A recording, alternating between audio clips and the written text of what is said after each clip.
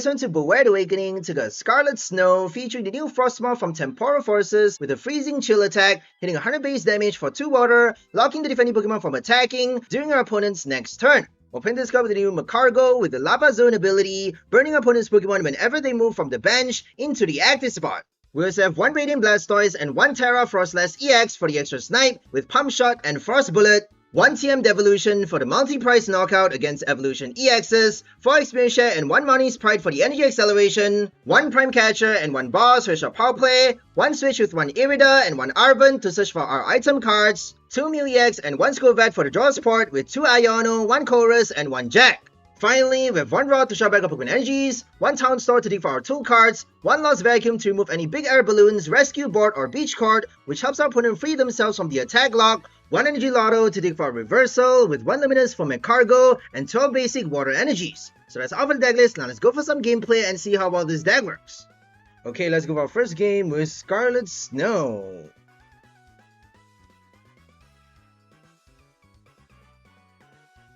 We got an Ice Fire deck, which is pretty cool.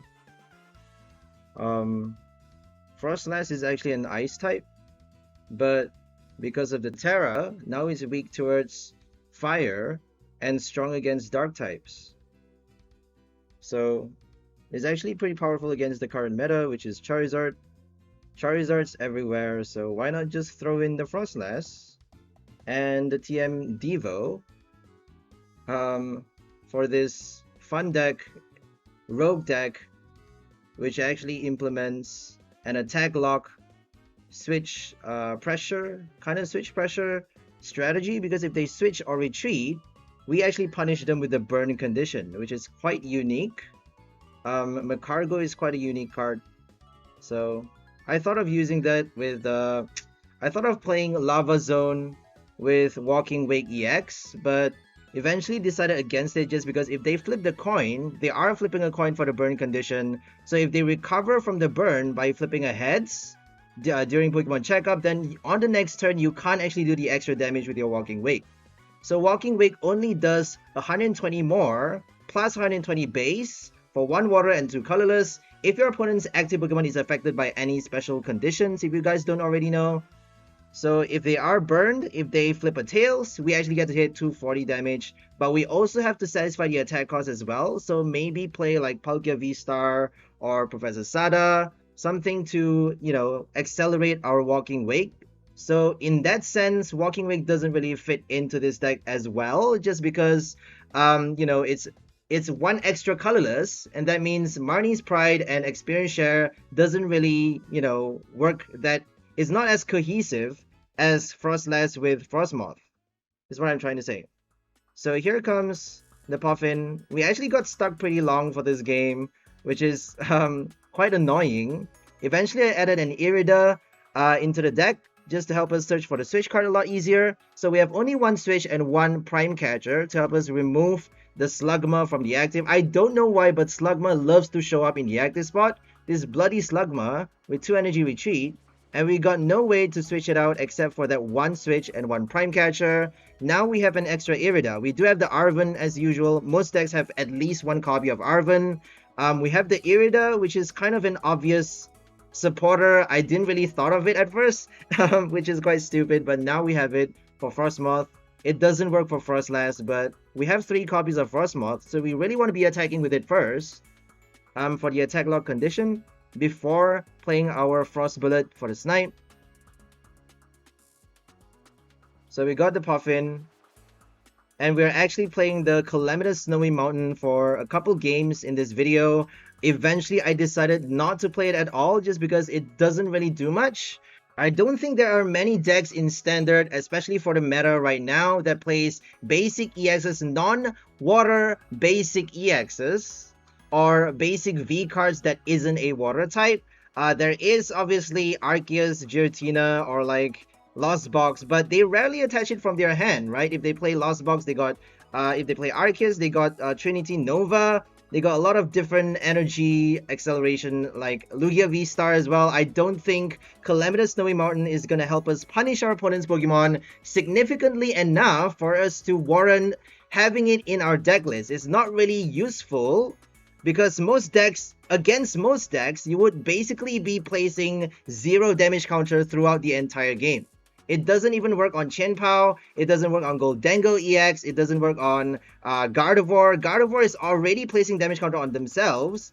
In fact, you're probably going to help Gardevoir since they would require less energies discarded for them to have enough damage counters for the KO condition, right? For Drifloon or Screamtail to do the knockout, they actually get to attach from their hand and also from the discard pile for the extra damage counter. So that's pretty ridiculous. Calamitous Snowy Mountain, a horrible, horrible stadium card right now, which is actually worse than Old Cemetery or Frozen City. Old Cemetery works on non-psychic Pokemon. This card, this trash stadium, works not only on non-water Pokemon or non-ice Pokemon, it works also only on basic. How terrible is that? Like, why so much restrictions? I don't get it.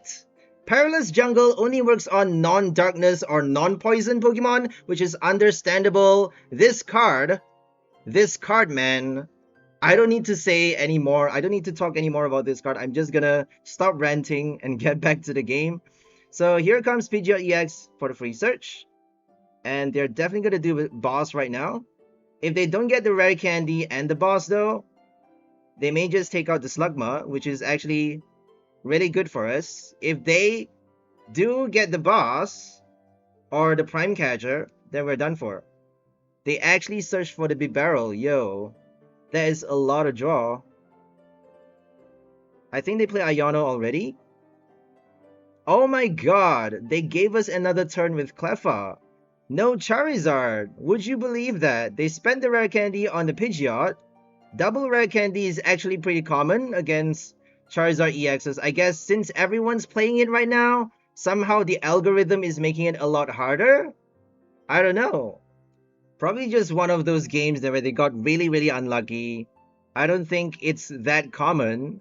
Because just the algorithm, just the RNG really favors meta decks. If you play Charizard EX, you would normally get double rare candy, or at the very least your TM Evo, your Charmeleon with the Pidgeot on your second turn already. Like, that is ridiculous on its own. They have Cleffa and Bibarel instead of the regular Rotom V, Lumineon, and Forest Stone, so I guess maybe that's the reason. I don't know. I'm not really too familiar with the meta, so don't really care too much about it. I prefer Rogue decks. Rogue all the way, right? Rogue for life. So we got kind of a bad hand right now. If they boss the Mew, we would have no draw support. Obviously, we have only Skwovet, but we have enough supporter cards in this deck. We got Iono, Jacq. Jacq is not helping, obviously, but Colress. We have Boss. What else do we have? Marnie's Pride. We got item cards as well. Irida and Arven, right? Obviously, you have item cards. Come on. So I feel like those supporters could help us eventually either bench another Mew or just, you know, get by until we get our next attacker. If they boss the Mew right now, we actually get to attack with the Frosmoth while preparing our Froslass on the bench, our Snorunt, to evolve into the Froslass and do Frost Bullet for 280 damage against the Charizard EX, which is a lot. And then we actually get to spread as well. But our main priority right now is to take out the Menafee. If we don't take out the Menafee, we can't snipe enough times for us to play our... Oh my god, the Mountain is actually working. The Mountain actually worked on the Charmander right now. That is surprising. I guess they forgot about the stadium in play because they already have... I feel like they can just use the ability to attach the energy anyways. There is no point attaching from your hand on the Charmander. There's literally no point, right?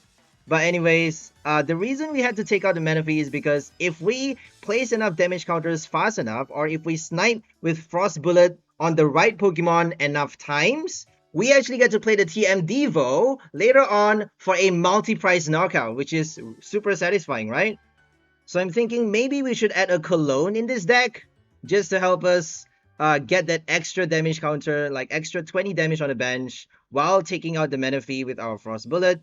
But we could actually do a boss or Prime Catcher on the Menafee with our Frosmoth, which would be kind of a bad deal just because we're not locking them from attacking on the next turn. We're taking them out, and that means they get to KO our Frosmoth right after, which would be not ideal. But we do have our Rod though to shuffle back the Frosmoth and 2 more copies in the deck. We are playing 3 Frosmoth with 2 Froslass for the additional attacker. Froslass actually has a pretty cool ability that forces your opponent, gives you a coin flip every time they KO your Froslass EX. If you flip a heads, they only get to draw 1 prize for the EX knockout, which is kinda sick.